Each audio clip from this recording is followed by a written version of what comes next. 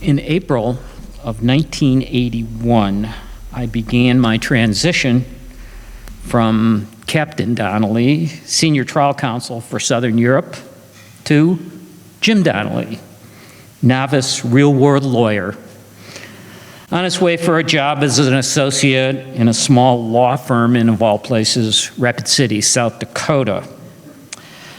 I was really nervous, as I had never had a real job in my life other than the Army, and I was leaving what at least appeared to be a relatively high prestige position to become basically the lowest of low in the civilian world of lawyers.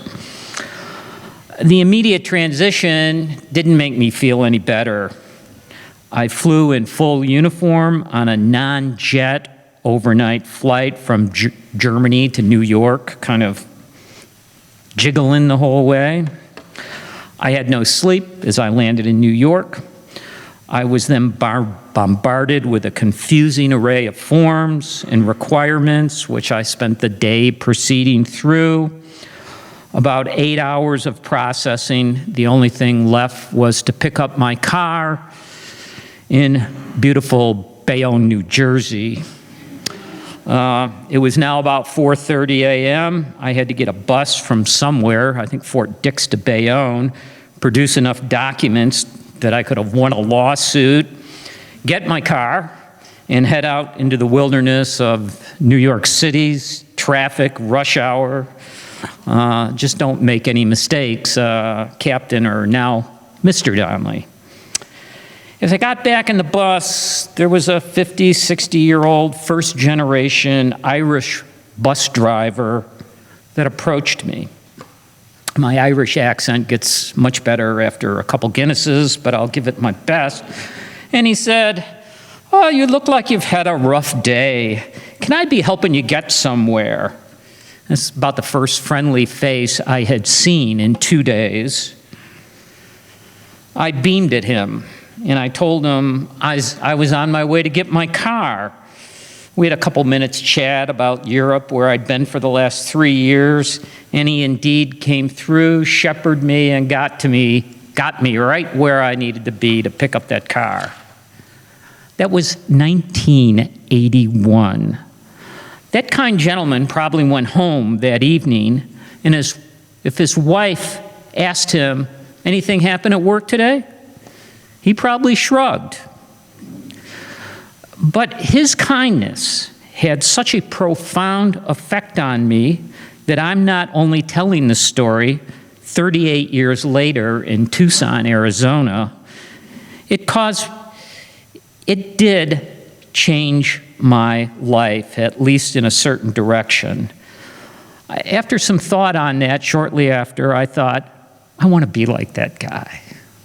I know what he did for me. I want to do it for other people. For example, once I stepped forward in a line in a Las Vegas late-night pharmacy and helped an Asian woman pay for some cold pills. She had the money, but she was unable to communicate with an extremely rude cashier about the cost of the item. I walked to the counter, put $20 on the table, and said, "Just take it out of that." People in line seemed perplexed. Why would someone do that? I thought it was the best $8.88 I'd ever spent in my life, and I'll never forget her look, a little perplexed herself, but certainly very grateful. I didn't know at the time, because I was not even familiar with Buddhism other than it was this fat guy in a statue. But the effect the bus driver had on me and the actions I took was karma in motion. The laws of karma, like most Buddhist principles, are simple, and they're self-evident. Good acts, done with good intentions, produce further good. To the contrary, bad acts, done with bad intentions, produce further bad. That's simple. And the ripples tend to continue on. Now, notice the rule. good acts with good intentions. Intentions are always important in Buddhist philosophy.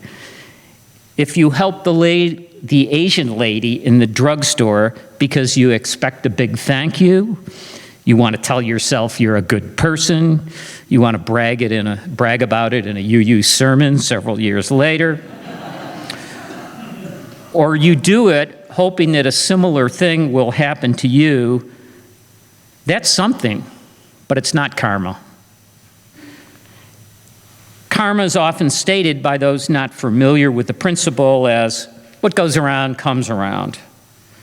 More accurately, karma is what goes around, goes more around, and keeps going around, and around.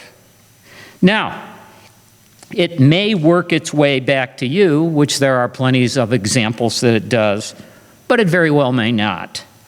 And if you have done a good thing and hope for some karmic reward, don't hold your breath. There's an innate good feeling people get when they have done the good thing in the Buddhist view, and it's because we all have an inner Buddha or a good nature. And like Tommy Joad said in that clip, it's tied to the whole.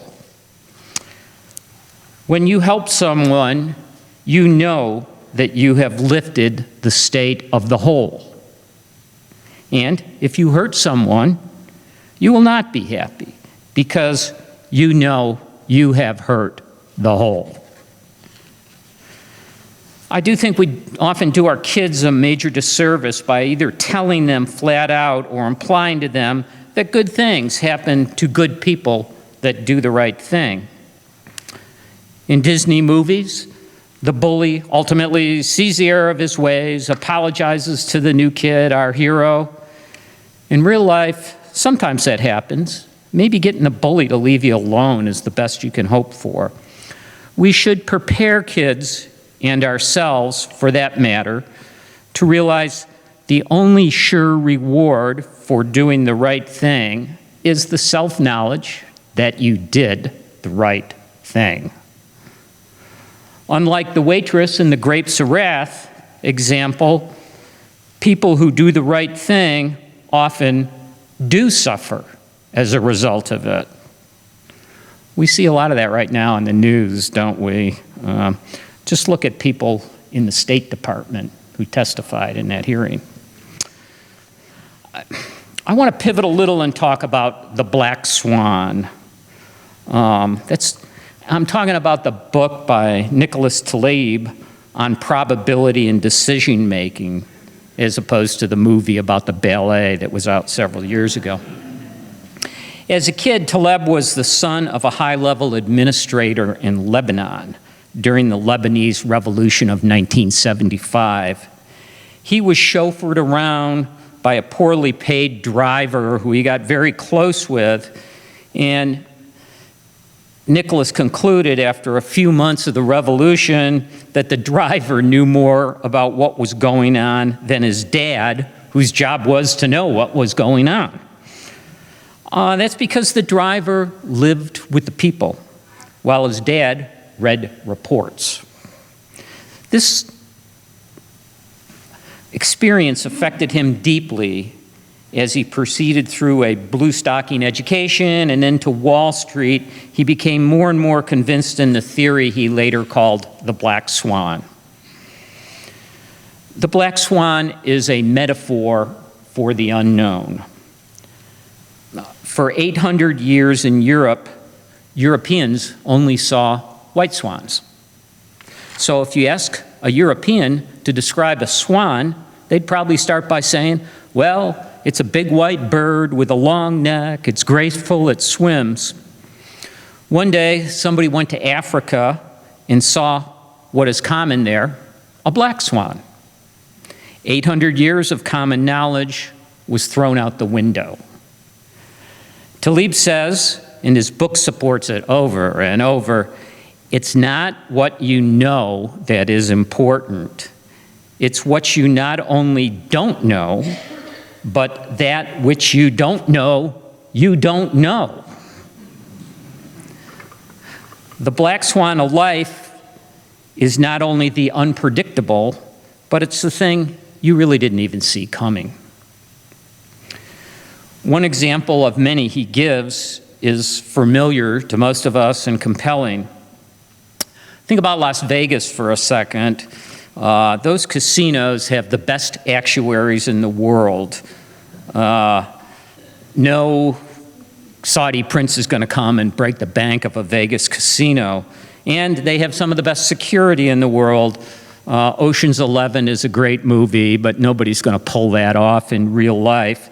So if anyone who hasn't read the book or haven't heard me tell the story privately, what's the biggest loss Vegas ever suffered?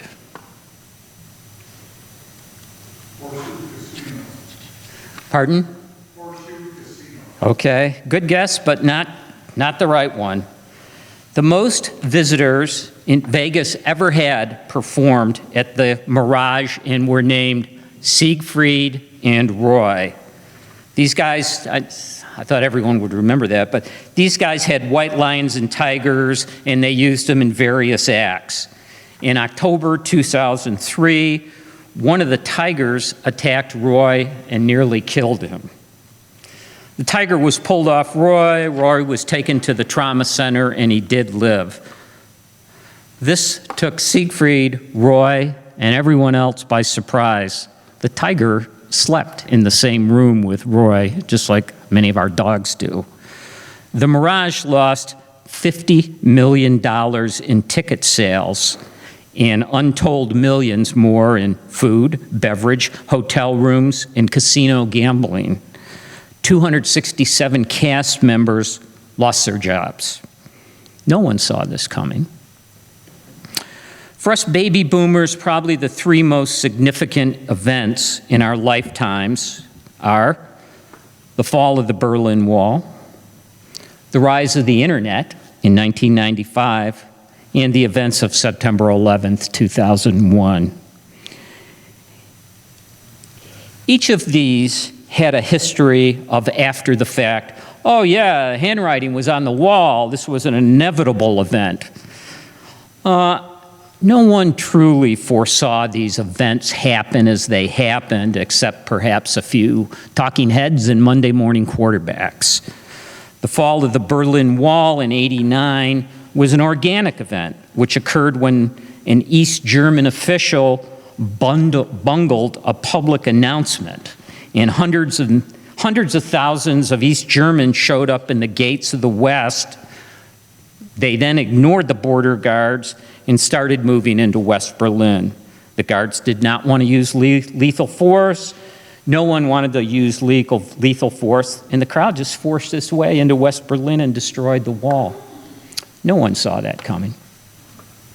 The internet was originally developed by the military in 1962 to link its three large computers at Cheyenne Mountain, the Pentagon, and SAC headquarters. By 1981, academia got into the act, and 213 computers were linked. But even as late as 1989, the internet was only used for research and military purposes. In '95, however, the last impediment to commercialization was removed. Now, literally half the population of the world uses the internet daily. No one saw that coming. I'll not belabor the events of September 11th, as we all are familiar with them, and they're very unpleasant. Suffice it to say that while some attack on the World Trade Center was certainly foreseeable, the method of attack, the inability to stop the attack, and the inability of the structures to withstand the attacks were not. If someone had foreseen that, the attacks would not have happened as they did. No one saw that coming. Right now, in our own MVUU faces, we have our own Black Swan.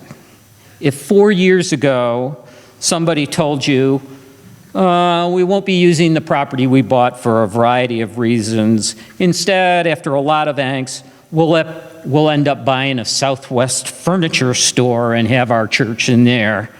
I think most of would have said, yeah, right. No one saw that coming. Black Swan theory is not just about the big things, but also the small things in life too. I grew up in a relatively rural area of New York State. I never imagined I'd live here in Tucson, Arizona.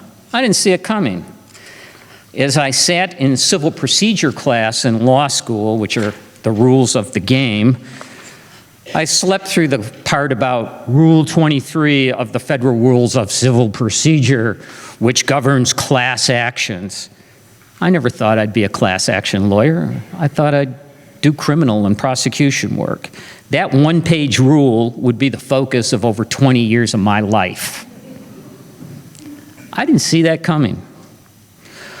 More of what's happened to me as I look back on my own life is a result of happenstance, the unforeseen rather than the planned.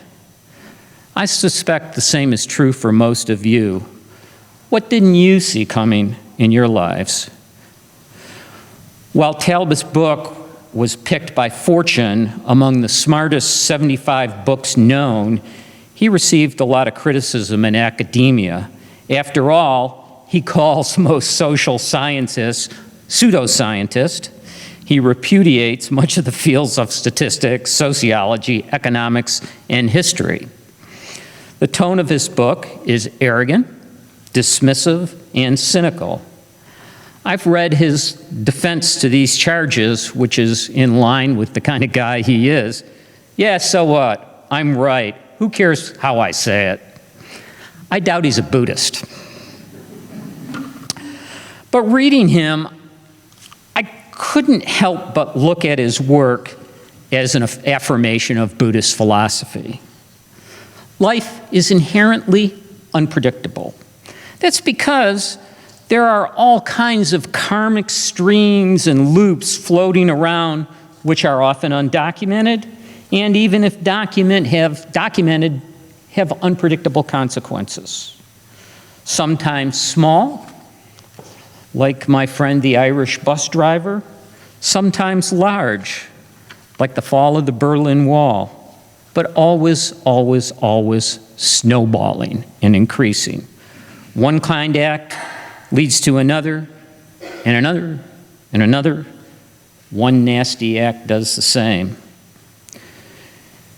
If Hitler had made it into the Academy of Fine Arts in Vienna as he wanted to, would we have had World War II?